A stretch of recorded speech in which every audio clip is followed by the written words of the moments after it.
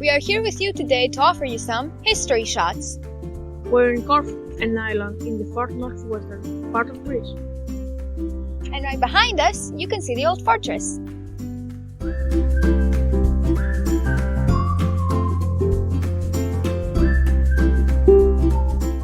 It is a Venetian fortress in the city of Corfu. The fortress covers the cave which initially contained the old town of Corfu that had emerged during the Byzantine times.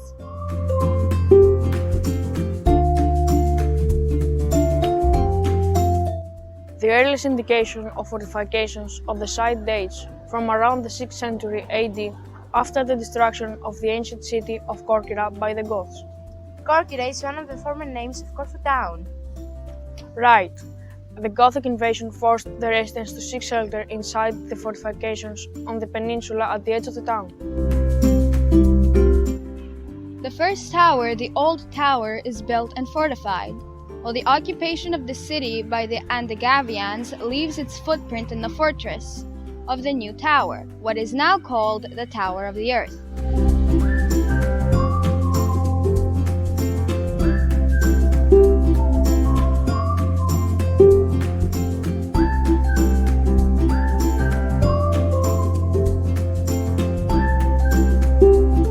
Following a gap between the 7th and 10th centuries AD, where nothing about the citadel is known, the first report of renewed fortification occurs in the early 11th century. It is then that Anna Komnene refers to it as the very strongly fortified city of Corfu in her book The Alexid.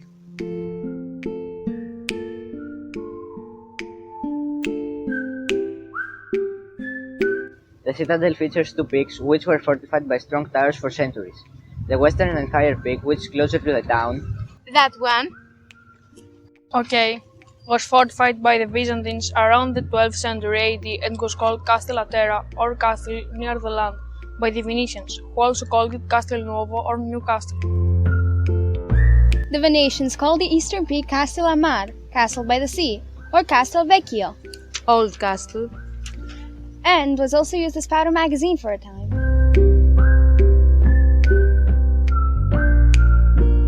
Following the Gothic invasion and until the 13th century, the medieval town of Corfu developed within the boundaries of the peninsula, which today is occupied by the old fortress. In the early 15th century, the Venetians started replacing the old Byzantine fortifications with large-scale fortifications. These are being carried out to counter the ongoing Turkish attacks. Following the first siege of Corfu by the Ottomans in 1537, the Venetian governor ordered the construction of new defensive zones, incorporating new bastions and towers. They still exist to this day.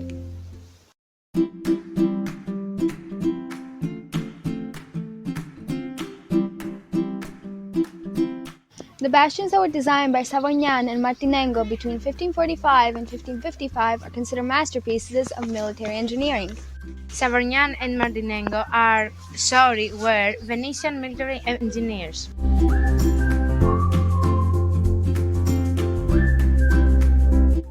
The fortress is gradually fortified more and more, gets a new look, while it is being developed outside the walls, the Borgo or Xopoli, in the area of today's historic center.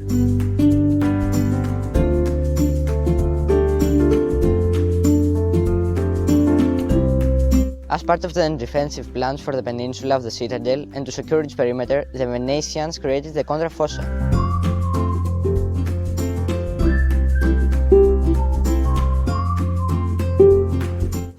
A moat which transformed the citadel into an artificial island. The moat exists to this day and is still known to the locals under its Italian name, Contrafossa. Since the creation of Contrafossa, access to the citadel was by a suspension bridge, which in modern times has been replaced by a permanent one.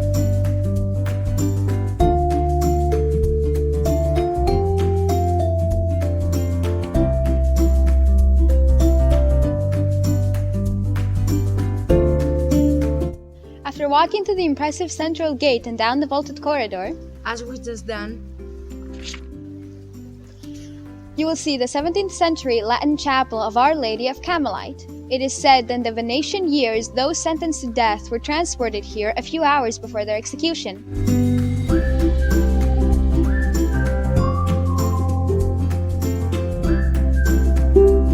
Today, the largest building of the fortress houses of Corfu historical archives and a rich collection of its public library, with documents and books dating back to 1480.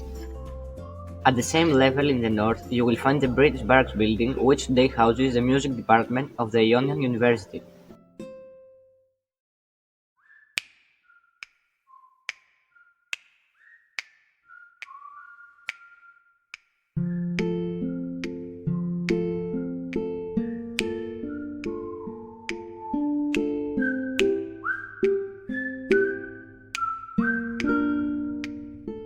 Proceeding south to the middle level, the Verciado, you will see the Church of St. George, which reminds us of an ancient temple.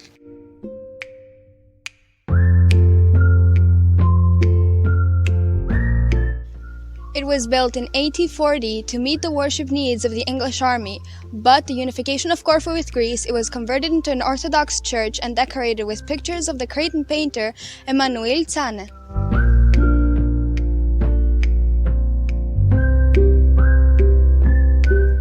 In 2007, the old town of Corfu was included in the UNESCO World Heritage List.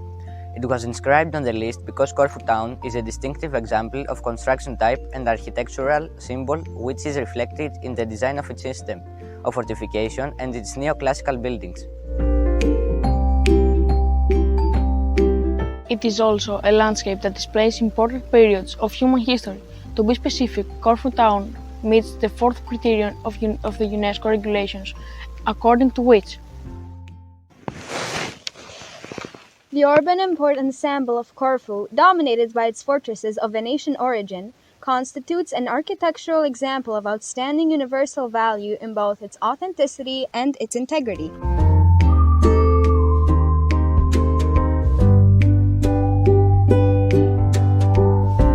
So that was it. A small history tour at our full of history Palio Frurio. See you!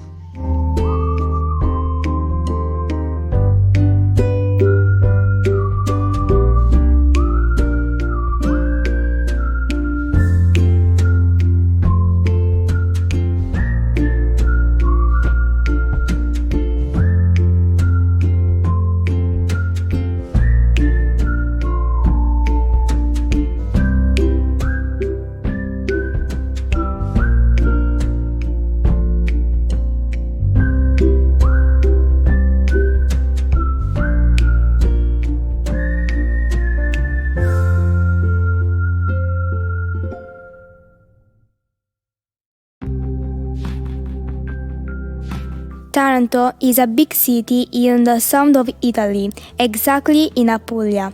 It was founded by the Spartans in the 18th century before Christ. During the period of Greek colonization on the coast of southern Italy, the city was among the most important in Magna Graecia, and it became a symbol of cultural, economic, and political power. Taranto faces the Ionian Sea, and it is known as a city of two seas because it's washed by the Big Sea and the Little Sea. The Old Town Island is connected to the New One Peninsula by the Ponte Girevole, named Ponte di San Francesco di Paola. The Ponte Girevole is a swing bridge spanning the navigation canal between Taranto's Mar Grande and Mar Piccolo. The bridge has two swing spans that pivot near the bank of the canal to meet in the middle of it. When open, the halves are parallel to the embankment, leaving the width of the canal free for passage. The bridge is a Taranto landmark, but this suggestive landscape is enriched by Dragon Castle on the whole side of the bridge, and by the Monumental Marinaio on the new one. Taranto is also known for the large population of dolphins and the other citizens that historically live near the Kerdji Island, located in front of the city. For this reason, there is Neptune riding a dolphin on a Taranto crest.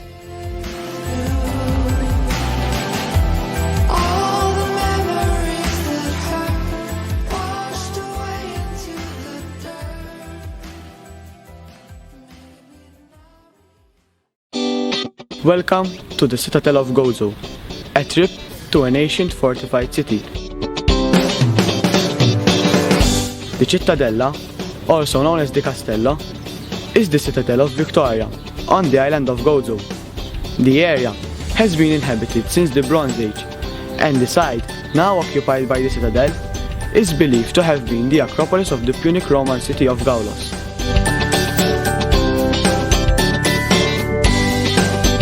After the Great Siege of 1565, the knights set about refortifying the citadel to provide refuge and defense against further attack. Until 1637, the Gozotan population was required by law to spend their nights within the citadel for their own safety.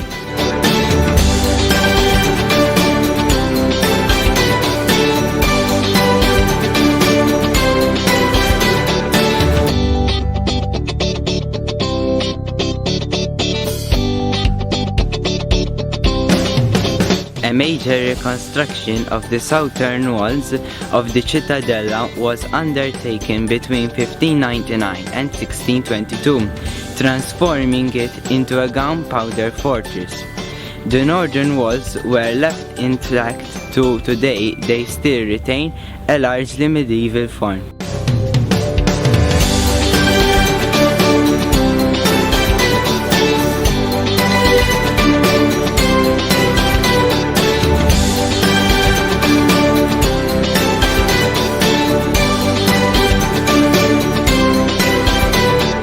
The citadel contains churches and other historic buildings, including the Cathedral of the Assumption, which was built between 1697 and 1711, on the site of an earlier church. The citadel has been included on Malta's tentative list of UNESCO World Heritage Site since 1998.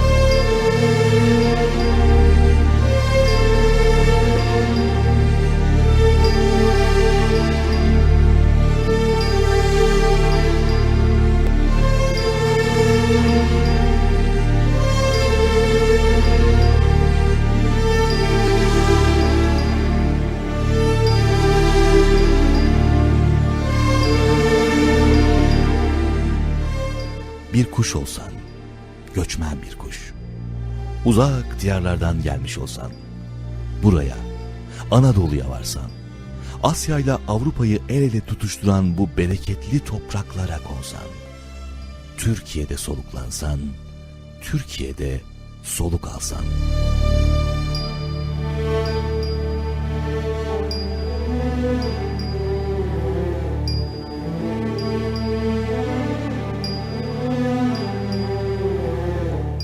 Bir kuş olsan, göçmen bir kuş, uzak diyarlardan gelmiş olsan, dillendirsen kanatlarını burada, Nevşehir'de, doğanın eliyle şekillenen büyülü Kapadokya'da, peri bacaları, yeraltı şehirleri, mağaralar.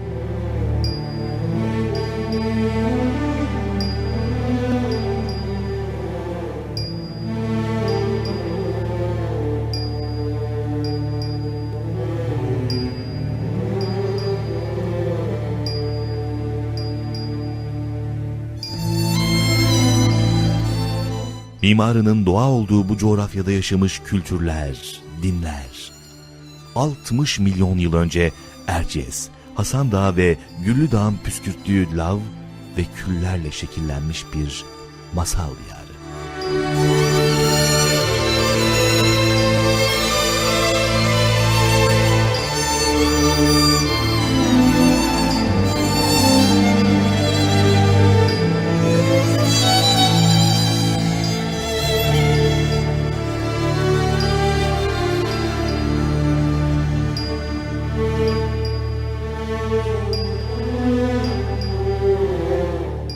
Bu özel şekillere peri bacaları adı yakıştırılmış. Perslerin diliyle güzel atlar ülkesi denmiş.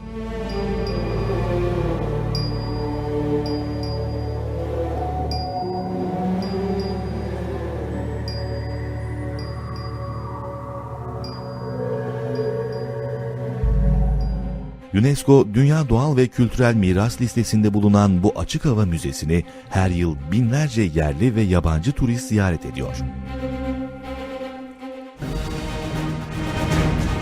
Bugün mağara kiliselerinde o günlerin izlerini takip etmek mümkün.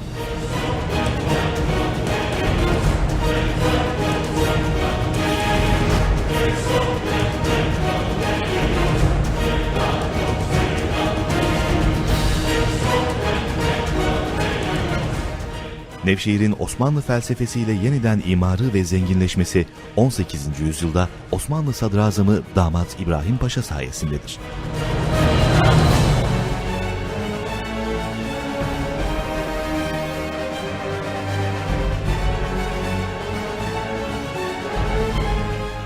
Nevşehir'in çekirdeğini oluşturan yerleşim, onun memleketine yaptığı hizmetlerle büyümüş, Nevşehir gelişmiş bir şehir olmuştur. Yenişehir anlamına gelen Nevşehir adı da Damat İbrahim Paşa'dan mirastır.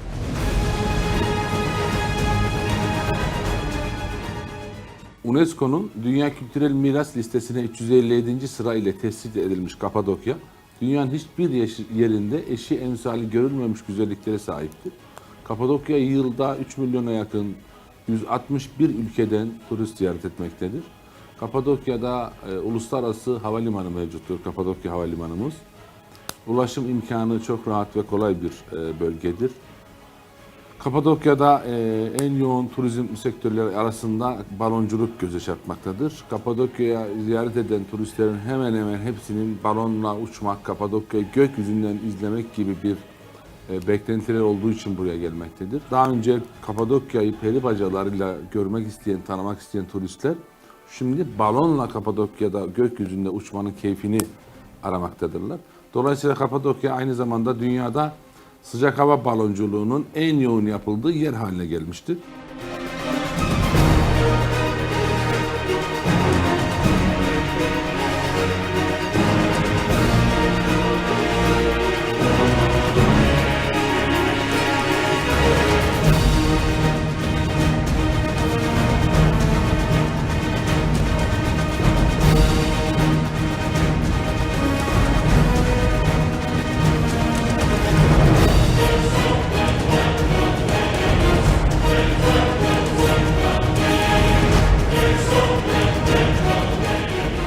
UNESCO listesinde yer alan alanlar içinde Göreme Milli Parkı, Derinkuyu ve Kaymaklı Yeraltı şehirleri, Karayın Güvercinlikleri, Karlık Kilisesi, Yeşilöz Teodoro Kilisesi ve Soğanlı Arkeolojik Alanı yer alıyor.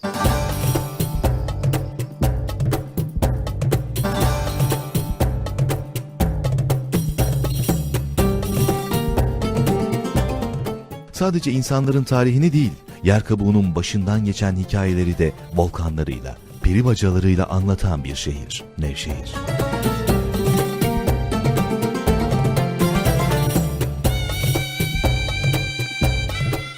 Masal zamanlardan kalmıştır dünyaya bu güzel, her daim yeni şehir, Nevşehir.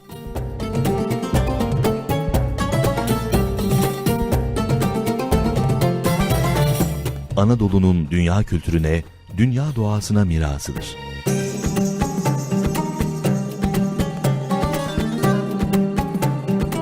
Dünyanın her tarafından ziyarete gelenlerin ruhlarına şifa veren bir şehirdir.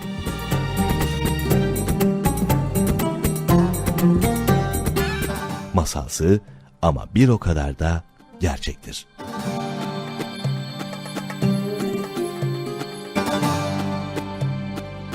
Türkiye Cumhuriyeti bu şehri ve değerlerini, geçmişin izlerini, hatıralarını unutuşun acıtıcı eliyle yaralamamıştır. O yüzden Nevşehir hala bugün o nefesten anlatılan masallarla, gerçek ve etkileyici hikayelerle kökleri daha da güçlenmiş, dallarında başka nice çiçekler açmış bir hayat ağacıdır. Kapadokya doğal film platosu olması özelliğine sahip olduğu için dünyadaki birçok film sektöründe en önemli uğrak yerlerinden bir tanesi. Şu anda 3-4 tane dizi çekilmekte Kapadokya'da. Kapadokya'daki güzellikler, görsellikler dünyanın hiçbir yerinde yok. Emsali yok Kapadokya'nın. Daha önce Türkiye'de turizm deniz, güneş, kumsal üçlemesinden ibaret olduğu sanılıyordu ama kültür turizmi şu anda onların çok önüne geçti. Bunun da en iyi örnekleri Kapadokya'da.